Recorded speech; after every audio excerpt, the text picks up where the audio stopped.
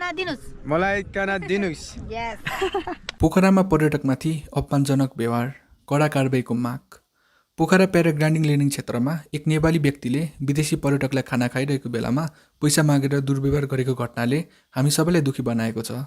हामीलाई थाहा छ कि त्यो व्यक्तिले आफ्नो खर्चमा त्यो पिकनिकमा गएको थियो, तर पर्यटकलाई एकपटकको खाना खुवाउँदा कसैले केही पनि असर हुने थिएन। नेपाली संस्कृतिमा अतिथि देवो भव भन्ने उक्ति छ, जसको अर्थ पाहुनाले भगवानसम्म मान्नुपर्छ। तर उक्त व्यक्तिले यो उक्तिलाई पूर्ण रूपमा गलत साबित गर्दै नेपाल र नेपाली जनताको गलत छवि प्रस्तुत गरेका छन्। यस्ता व्यक्तिहरूलाई कडै कारबाही गर्नुपर्छ ताकि अन्य व्यक्तिहरूले पर्यटकसँग यस्तो व्यवहार नगरून्। यस्ता घटनाहरूले नेपालको पर्यटन उद्योगलाई ठूलो नोक्सान पुर्याउँदछ। त्यसैले सरकारले यस्ता व्यक्तिलाई तत्काल पहिचान गरी कानुन बमोजिम कडा कारबाही गर्नुपर्छ। अनि पर्यटकले पैसा दिन खोज्दा ती व्यक्तिले केवल 2-3 100 रुपियाँ देखेपछि खुसी भएनन् र आफ्नो इगोलाई चोट पुगेको महसुस गर्दै आफ्नो 1.5 लाख रुपियाँको औँठी देखाउँदै घमण्ड गरे। अन्य पिकनिकका लागि आएका मानिसहरूले उसलाई टाढा लगे।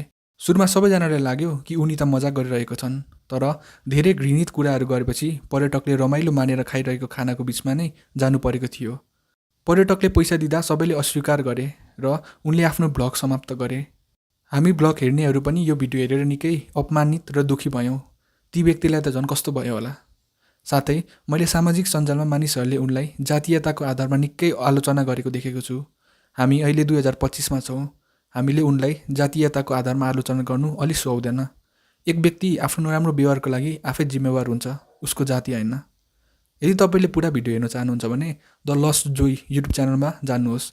म डिस्क्रिप्सनमा पनि उहाँको लिङ्क छोडिदिन्छु। त्यहाँबाट 22 मिनटपछि त्यो व्यक्ति देख्न सकिन्छ। यो पनि ध्यान दिनुपर्ने कुरा छ कि त्यो व्यक्तिले निकै कन्सेन्ट र अन्य कुराहरू गरे, तर उनी आफै पहिले त्यो पर्यटकको नजिक गएका थिए।